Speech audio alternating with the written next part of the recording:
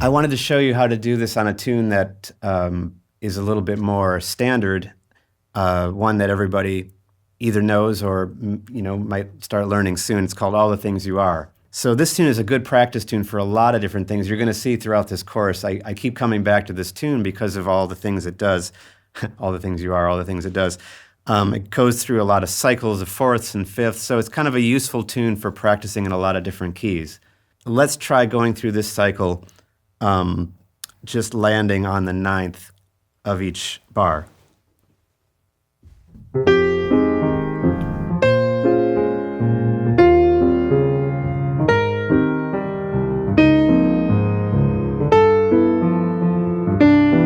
Right? Now again, sometimes you might choose flat 9 on the dominant chord. So here, E flat 7, you can do that or you can do that. Right? Your choice. Again, here, you could go A or you can go A flat. Right? Second A section.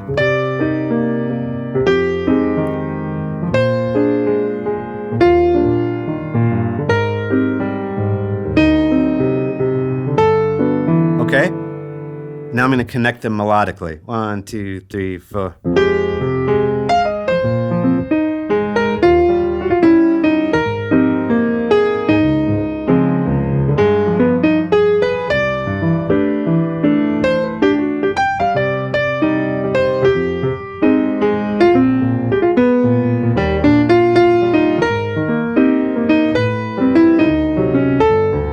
Right?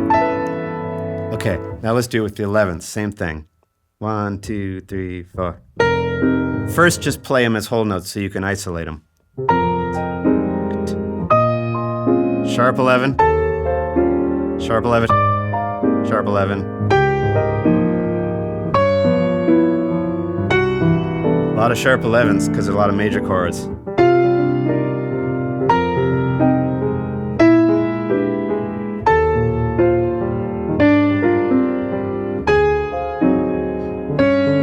Okay, now let's connect them with melody notes. 1, 2, 3, 4.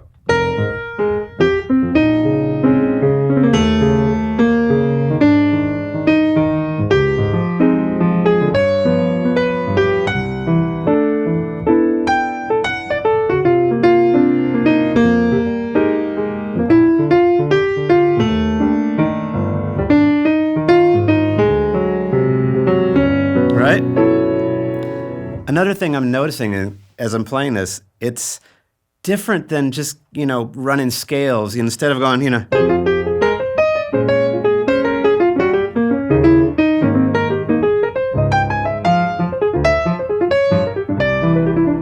right?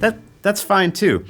Thinking about these melody notes as landing points, as melodic things to do, kind of gives you another way to play over these tunes. And it's much more reminiscent of someone like Art Farmer, Chet Baker. They kind of just land on these notes and they really get into the sound of it instead of thinking that you have to just shred over everything all the time, right? So 13ths, same thing. 1, 2, 3, 4. Again, now, this is E flat 13. You could do flat 13. Anytime you have a dominant chord, you can flatten it if you want, and that gives you some nice ideas, right? So,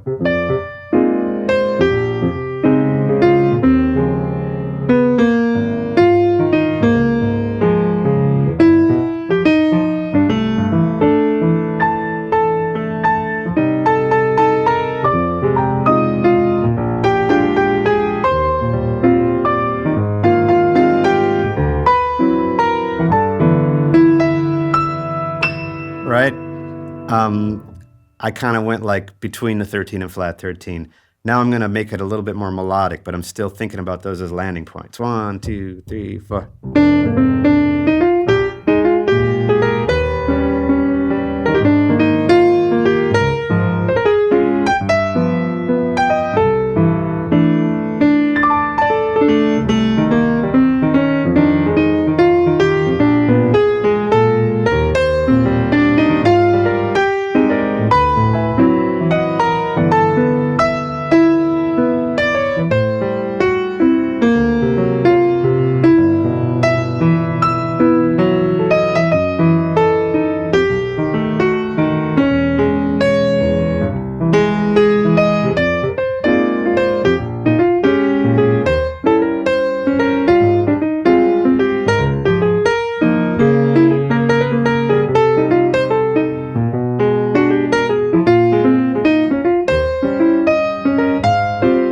You might say, what do you do on the B diminished chord? What kind of 13th do you play on that? What are the pretty notes on a diminished chord generally? Okay, well there's your 9. So natural 9, 11, natural 11, flat 13 really. Hey, can you go to 15? Why not? Look at that, that's another diminished chord. C sharp diminished on top of B diminished. Those are the pretty notes, right? And another lesson, I'm going to talk about that as a thing unto itself. But for now, that's what you could use. All kinds of patterns you can build out of that too. One last thing I want to show you now is, again, you're not going to be thinking, hopefully when you're improvising and playing in the moment, you're not thinking so mathematically, I have to land on 9, I have to land on the 11, I have to land on the 13. And of course, it's okay to land on the root. It's okay to land on the 3rd. It's okay to land on the 5th or the 7th. Again, in Upper Manhattan Medical Group, there's a lot of that. 11, flat, 9, 11.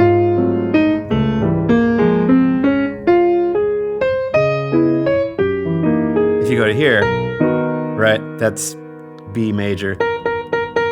That's just the 7th, right? Okay, so I'm going to mix them up. 9s, 11s, 13ths, all over the place, but still playing all the things you are. 1, 2, 3, 4.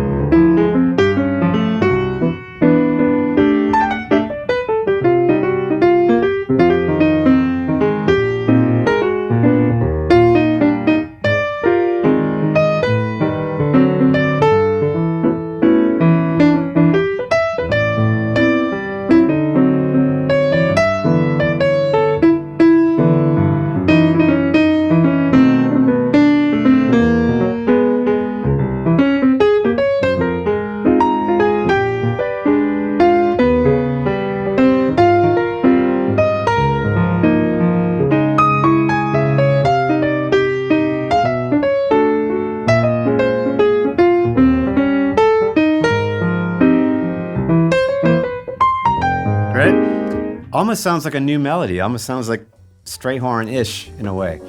So I hope these ideas are something you can practice. Try any tunes, try standards that you know, Green Dolphin Street, Autumn Leaves, blues even, rhythm changes. Try going through these tunes slowly, pick out the 9ths, the 11ths, the 13ths, isolate them first, and then try to connect them melodically. And I think you're going to find that this tool will help you to create some really interesting melodic kinds of improvisations that might be a little different from what you might ordinarily play if you just sat down trying to tread over the changes or whatever. So hopefully this is something helpful for you.